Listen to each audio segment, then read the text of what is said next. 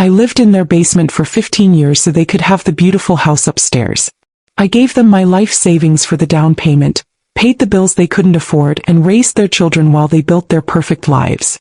They thanked me by putting a for sale sign on the lawn and telling me to find a place. They locked me out during the open house and threw my life's treasures into trash bags. They didn't know that the quiet old woman in the basement was a retired accountant. They didn't know I kept every single receipt. They were about to learn a very expensive lesson about the difference between a guest and an investor. Before I begin, thank you for being here. For being part of this community. If you believe in the power of a woman finding her voice and reclaiming her dignity, then you are in the right place. Please, let me know in the comments where you're listening from. It truly means the world to me. Now let me tell you what they did to me. My name is Abeni Adebayo, and for 75 years, my life has been a ledger. A careful accounting of debits and credits. I was born in Lagos, Nigeria, in a home filled with the scent of jollof rice and the boisterous laughter of a large family. I was trained as an accountant, a profession that suited my orderly, meticulous mind. I saw the world in columns and balances, in assets and liabilities. The greatest asset of my life, the one entry for which I would debit my own accounts to zero, was my son Michael. I came to America with him when he was just a boy, leaving behind the familiar warmth of Lagos for the sprawling, bewildering promise of Atlanta, Georgia. I worked tirelessly, my accounting skills finding me a respectable job in a downtown firm. Every penny I earned, every sacrifice I made, was to build a foundation for him, a life of American stability and opportunity that I had never known. I was a widow and he was my world, the sole beneficiary of my life's ambition. 15 years ago, Michael and his new wife, Kimberly, came to me with a proposition. They were expecting their first child, Jada, and were living in a small, cramped apartment. They had found their dream home, a large 2-story colonial in the manicured suburbs of Alpharetta, a house with a big yard where their children could play, in a school district that promised a bright future. It was the perfect American dream. The only problem was the down payment. It was a figure far beyond their reach. I, however, had been preparing for this moment my entire life. I had my retirement savings, a substantial nest egg accumulated over 30 years of diligent work and frugal living. It was my security, my safety net for my old age. But seeing the hope in my son's eyes, the dream of a family home for my unborn grandchild, I did not hesitate. I will provide the down payment, I told them, my heart swelling with the joy of being able to give them this gift. My savings will be my contribution. We will all live together. A multi-generational home. It is the Nigerian way. I will help with the children, I will cook, I will have my family around me in my old age. They were overjoyed. Michael hugged me, his gratitude palpable. Kimberly, a real estate agent with a smile as bright and hard as polished marble, was even more effusive. The day we went to the lawyer's office to finalize the purchase was the day the foundation of the lie was laid. We sat in a stuffy wood-paneled office. I had the cashier's check from my liquidated retirement account in my purse, a check that represented my entire life's work. When the lawyer began discussing how the deed would be titled, Kimberly placed a perfectly manicured hand on my arm. "Mom," she said, using the affectionate term that always made my heart soften. We were talking and my real estate lawyer said that for tax purposes and liability, it's just so much cleaner if the deed is only in mine and Michael's names. It complicates things with estate planning and capital gains down the line if there are multiple names on the title. It's just a formality, of course. I looked at Michael. He nodded in agreement, his eyes avoiding mine. "She's right, Mama. It's just better for the paperwork. Simpler." A small, quiet alarm bell went off in the back of my accountant's mind. But I silenced it. This was my son. This was my family. I was not a business partner. I was a mother. I was building a home, not an investment portfolio. Kimberly saw the hesitation in my eyes and gave my arm a reassuring squeeze. "Don't you worry about a thing," she said, her smile radiant. "This is your home forever. We'll never, ever sell." I believed her. I handed over the check. And I signed the document that stated I was a gifter, not an investor. The accountant, had just made the worst deal of my life. The house was beautiful. And as promised, I moved in with them. But not into one of the spacious upstairs bedrooms. They had finished the basement for me. It was a large, comfortable space with its own small bathroom and a kitchenette. It will give you your own privacy, Mom, Kimberly had said. Your own separate space. I accepted this, telling myself it was a modern American way. For the next 15 years, I became the silent, invisible engine of that household. I lived in the basement, but my presence filled every corner of the house. I was the one who woke early to make breakfast before the children, Jada and later Leo, went to school. I was the one who cooked dinner every evening, filling the house with the familiar, comforting aromas of Nigerian stews and rice dishes, a taste of a heritage my grandchildren would otherwise never know. I was the one who cleaned, who did the laundry, who watched the children when they came home from school so Kimberly could focus on her burgeoning real estate career. My contribution was not just domestic, it was financial. I knew they were house poor, their salaries stretched thin by the massive mortgage. So I helped. Every week I bought the family's groceries, my pension check covering the cost of feeding a family of 4. And every winter when the heating bills soared, I quietly paid them myself, transferring the money directly to the utility company. I never said a word. It was my contribution, my duty, my love. And through it all I kept my records. The accountant in me could not be silenced. In a set of neat, orderly ledgers in my basement room, I recorded every major expense. I kept every grocery receipt, every canceled check for the heating bills. And in a fireproof box, I kept the original bank statement showing the wire transfer for the down payment, a 6-figure sum that had left my own bank account at zero. I didn't know why I was keeping them.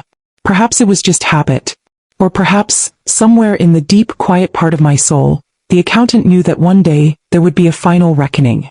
For 15 years, our lives settled into a rhythm that I, in my determined optimism, mistook for harmony. I was the quiet, foundational bass note in the melody of their family life, unseen but essential. I watched my grandchildren Jada and Leo grow from chubby-cheeked toddlers into lanky, thoughtful teenagers. I measured their height in pencil marks on a doorframe in my basement room. I was their constant, their confidant, the keeper of their small secrets. Michael and Kimberly were busy, always busy, building their careers, managing their social lives. I was the stable center that allowed their world to spin. I told myself we were a family, a modern, multi-generational family, and that my place in the basement was a position of honor, the bedrock upon which their lives were built. The first crack in that foundation appeared on a Tuesday morning in April. I was returning from my daily walk around the neighborhood, a ritual that kept my old bones moving and my mind clear. As I turned the corner onto our street, I saw it. A stark, professionally printed sign had been hammered into the center of our pristine lawn. It was a real estate sign with a smiling, glamorous picture of Kimberly on it. And in bold, declarative letters it read, "For sale." The world seemed to tilt for a moment. I stood on the sidewalk, my heart pounding a frantic, panicked rhythm against my ribs. I must have misunderstood. This had to be a mistake. Perhaps it was a sign for a neighbor's house, wrongly placed. But no, it was our address, our lawn. I walked into the house, the front door unlocked as always, and found Michael in the kitchen, pouring himself a cup of coffee, his back to me. "Michael," I said, my voice trembling slightly. "There's a sign. On the lawn." He sighed, a deep, weary sound before he even turned to face me. "Oh, that," he said, his tone dismissive. "Don't worry about it, Mama. Kimberly is just testing the market. The housing market is crazy right now. We're just seeing what the house might be worth. It doesn't mean anything."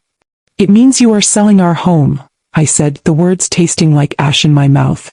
"No, no," he said quickly, finally turning to look at me, his eyes unable to meet mine. "It's just an appraisal, really. A way to understand our assets. We're not going anywhere. This is your home." I wanted to believe him. Desperately. I clung to his words, his weak reassurances, like a drowning woman clings to a piece of driftwood. But the accountant in me, the part that deals in facts and figures, not hopes and dreams, knew that a for sale sign is not an appraisal. It is a declaration of intent. The true, devastating earthquake came a week later. It was a Saturday.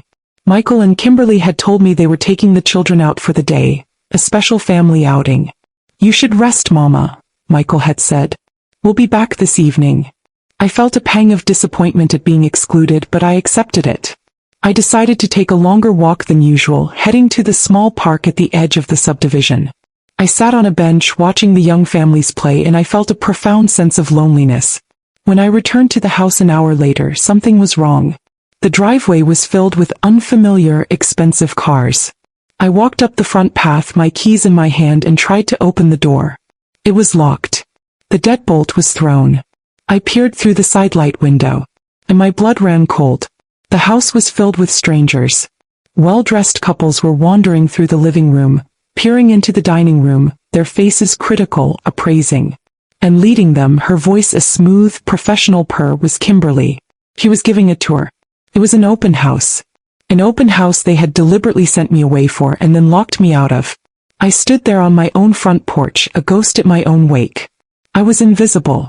I saw one of the couples point to the beautiful Nigerian masks I had hung in the hallway, a gift from my brother in Lagos. I saw Kimberly say something and the couple laughed. Were they laughing at my art? At my history? My mind was reeling, a maelstrom of shock and humiliation. I knocked on the door. Softly at first, then louder. No one came. They couldn't hear me over the murmur of conversation inside. I went to the living room window and tapped on the glass. Kimberly looked up. Our eyes met. I saw a flash of pure, cold panic in her expression. She gave a tiny, almost imperceptible shake of her head, then turned back to her clients, her professional smile plastered back on her face. She was pretending she didn't see me. She was pretending I wasn't there. Desperate, I went to the mail slot in the front door and pushed it open. Leo. I called out, my voice cracking. Jada. It's Grandma. A moment later, my grandson Leo's small face appeared in the opening. His eyes were wide with fear and shame. Grandma, you can't be here, he whispered, his voice trembling. Leo, please just open the door, I pleaded. I can't, he whispered, tears welling in his eyes. Daddy said not to let you talk to anyone. He said it might confuse the buyers. Confuse the buyers. The words were a physical blow. I was not a resident, not a family member. I was a complication. A confusing variable that needed to be hidden from view so that the transaction could proceed smoothly. They had not just excluded me from their home. They had demoted me to a liability. I backed away from the door, my legs unsteady.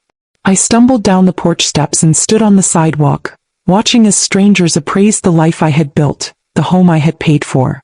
I was an exile, locked out of my own life, my only communication a whispered, shameful message from my grandson through a mail slot. The crack in the foundation was now a gaping, unbridgeable chasm, and I was standing on the wrong side of it. The open house was not an isolated incident. It was the beginning of a campaign of escalating cruelty, a series of small, deliberate humiliations designed to make me feel so unwelcome, so powerless, that I would simply disappear. When I finally confronted Michael about it that evening, my voice shaking with a hurt so profound I could barely speak, he resorted to the coward's most effective weapon, gaslighting. Mama, you're overreacting, he said, his eyes fixed on the television screen. It wasn't an open house. Kimberly was just showing the property to a few colleagues. A professional courtesy. We locked the door for security. You know how it is. You sent me away, I said, my voice a low whisper. You locked me out of my own home. It's not your home on paper, Mom, he said, the words slipping out before he could stop them, a flash of the cold, hard truth beneath the flimsy lies. He quickly backtracked.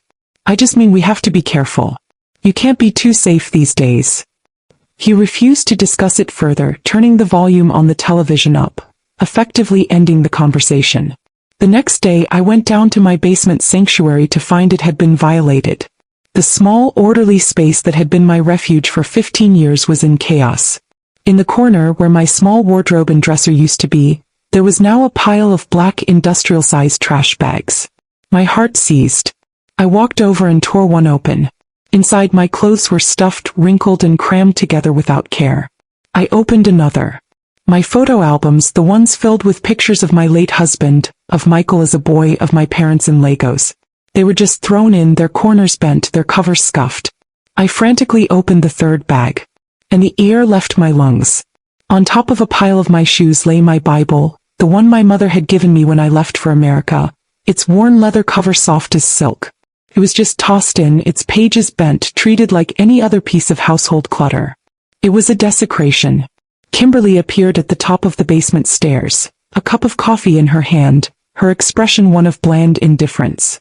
Oh, good, you found them, she said. I had a stager come by this morning and she said we needed to depersonalize the space. Make it look bigger, more neutral. So I just packed up some of your things to get them out of the way. You put my Bible in a trash bag, I said, my voice hollow with disbelief. She shrugged, taking a sip of her coffee. It's just stuff, Ebony, she said, using my first name, a subtle but significant shift. I was no longer Mom. I was Ebony. A tenant. A problem. You'll have your own place soon. You can unpack it all then. The final financial insult, the one that severed the last fraying thread of my love and patience, was delivered a week later. They sat me down at the kitchen table, the same table where I had served them thousands of meals. They had spreadsheets printed out. It was a mockery of the accounting work I had done my entire life. Mom, Michael began, his face a mask of pained sincerity.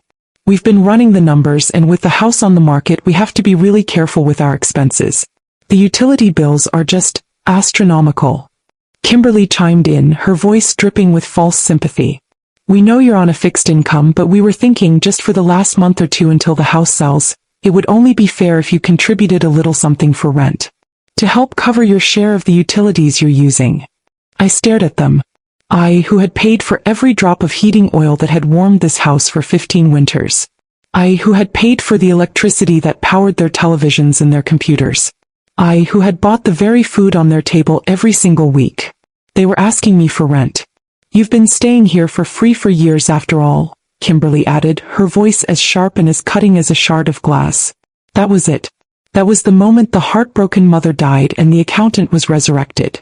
The grief that had been choking me for weeks did not disappear, but it transmuted. It cooled, it hardened, it sharpened into a point of pure, cold, analytical rage. They had reduced our relationship to a transaction. They had presented me with a bill for my own love. Very well. I would conduct a full audit of this family's finances. And I would present them with a bill of my own. I said nothing. I simply nodded, a gesture of meek, defeated acceptance. They mistook my silence for surrender. They had no idea it was the quiet, focused silence of an accountant who has just found a catastrophic error in the ledger and is about to spend all night finding the evidence to prove it.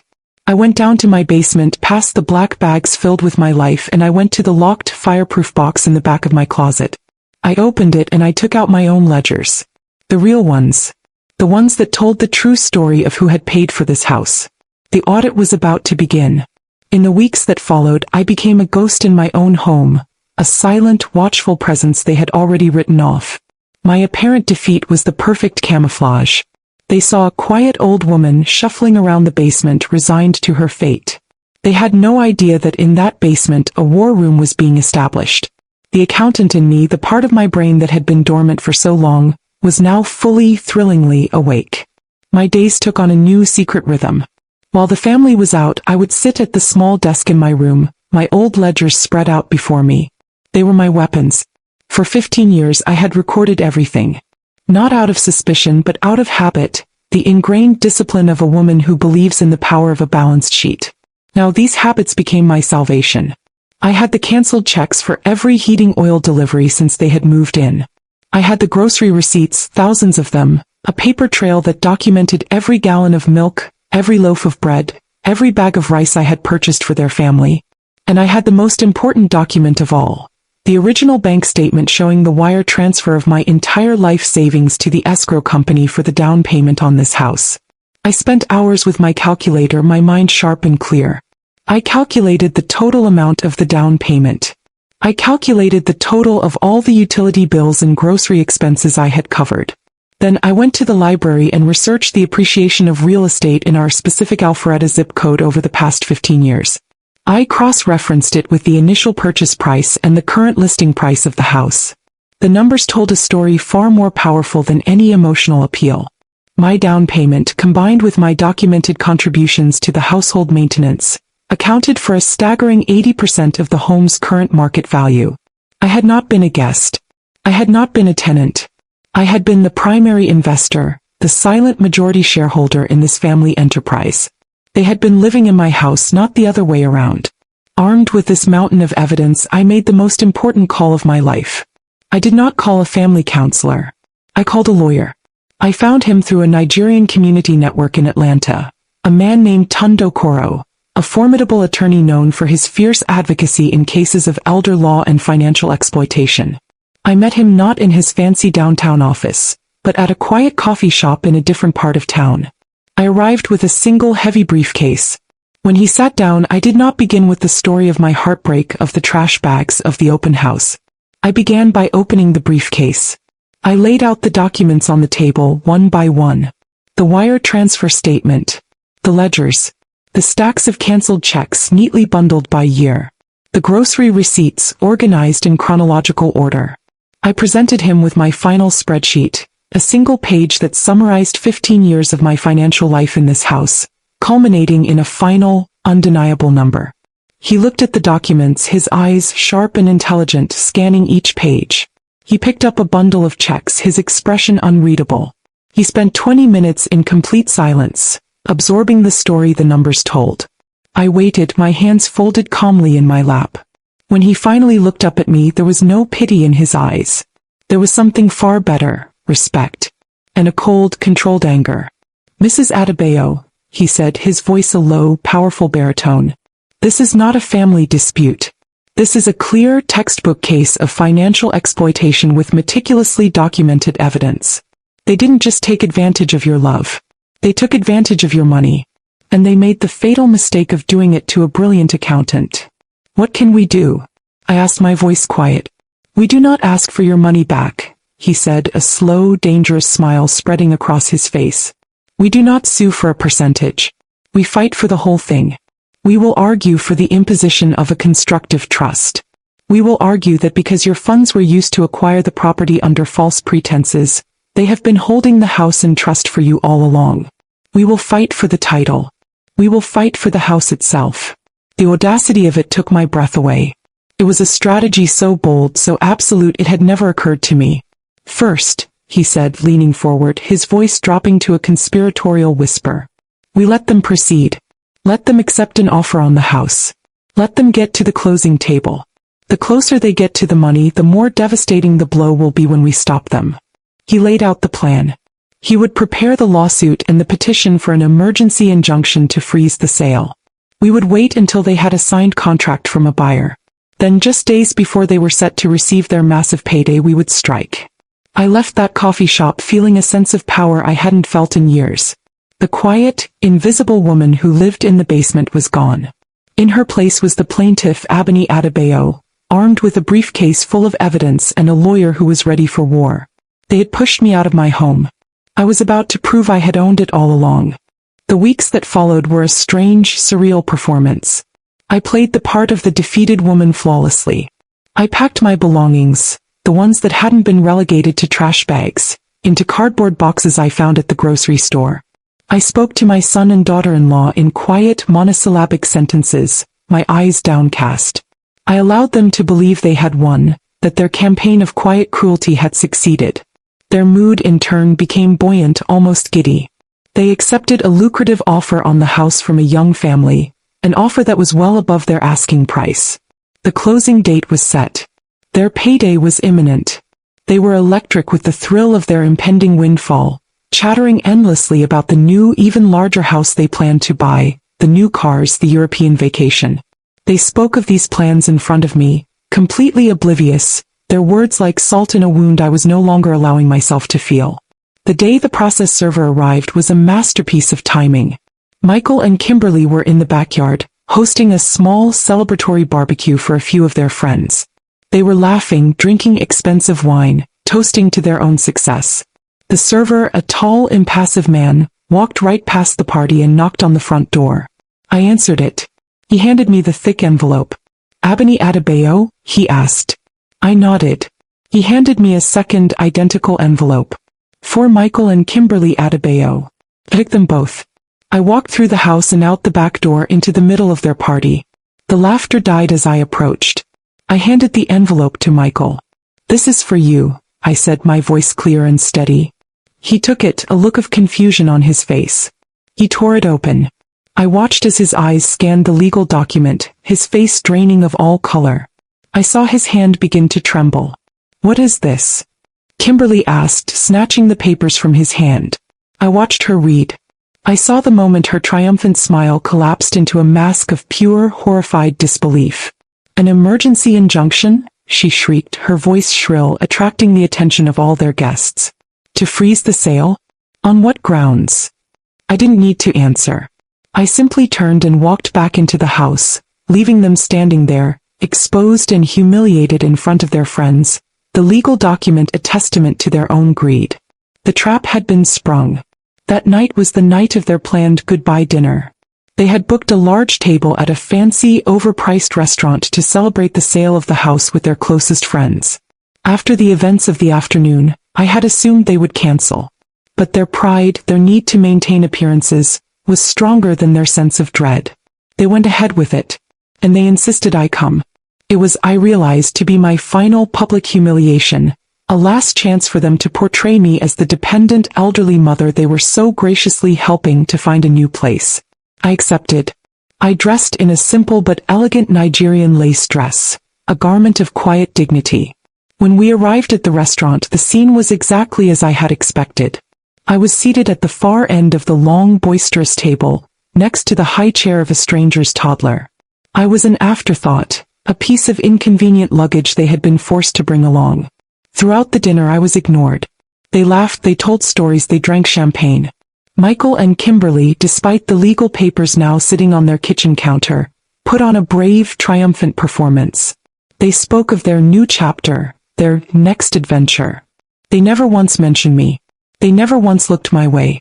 Finally, Michael stood up, his glass raised, to make a toast. "To new beginnings," he declared, his voice a little too loud. "To bigger and better things." Everyone cheered. As they drank, Kimberly leaned across the table and spoke to the woman next to her, her voice carrying just enough for me to hear. "We just thought it was time to downsize," she said with a condescending little laugh. "And maybe it's time for some other people to do the same." Her eyes flickered towards me for a fraction of a second. I sat there, a small, quiet woman at the end of a long table, and I felt a profound, unshakable calm. They thought this was my final humiliation. They had no idea it was their last supper. They were toasting to a future that, thanks to the documents now sitting in the county courthouse, no longer existed. They were celebrating a victory that had already been snatched from their grasp. I ate my dinner, I sipped my water, and I watched them, my silence filled with the knowledge of the reckoning that was to come. The courtroom was a cold, impersonal space, all polished wood and somber flags. It was a world away from the warm, vibrant life I had known, but in that moment, it felt like my true home. The accountant in me, the part that believed in order and evidence, felt a sense of rightness being there. Michael and Kimberly sat at the opposing table with their expensive lawyer, looking tense and aggrieved. They were portraying themselves as the victims, dutiful children being harassed by a confused, vindictive mother. Their lawyer argued first. He painted a picture of me as a beloved guest, a grandmother who had been welcomed into their home out of love and generosity. He claimed my financial contributions were informal family gifts, not investments. He argued that my name was not on the deed, and that was the end of the story. It was a competent, professional performance, built on a foundation of lies. Then it was Mr. Okoro's turn. He did not begin with an emotional appeal. He began as I had, with the evidence. He set up a large display board for the judge to see. His presentation was a masterclass in methodical destruction. He started with the wire transfer receipt for the down payment. "Your Honor," he began, his voice a deep, resonant baritone that filled the courtroom. "This document shows that my client, Mrs. Abeni Adebayo, provided 100% of the down payment for the property in question. A sum that, with market appreciation, now represents a conservative estimate of 80% of the home's total equity." He then moved to the stacks of cancelled checks and utility bills. "For 15 years, he continued, my client paid the entirety of the winter heating costs for this large, 6-bedroom home. Not as a gift, but as a contribution to the maintenance of an asset she believed she co-owned." He presented the grocery receipts, thousands of them, a mountain of paper that documented 15 years of nourishment I had provided. The argument that Mrs. Adebayo was a guest who was draining utilities is not just false, Your Honor. It is a grotesque inversion of the truth. The evidence shows that it was my client who was subsidizing her children's lifestyle, not the other way around. The final pieces of evidence were the photographs of my belongings stuffed into trash bags, and the sworn affidavit from my grandson, Leo, recounting how he had been told not to let me in the house during the open house. Mr. Okoro concluded with a powerful, quiet fury. "This is not a simple property dispute, Your Honor," he said. "This is a case of calculated, long-term financial and emotional elder exploitation. My client was not a guest in that house. She was its primary investor, its caretaker, and its heart. Her children convinced her to keep her name off the deed through deception, and then when they thought she was old and weak, they tried to discard her and steal her life's work. We are asking the court to see past the names on the deed and to recognize the true ownership of this property by imposing a constructive trust and granting full title to my client, Mrs. Abeni Adebayo."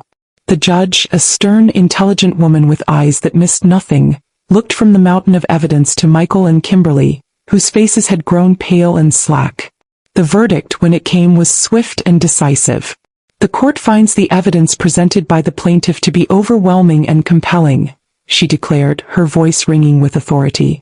"A clear and undeniable case of unjust enrichment and financial exploitation has been established.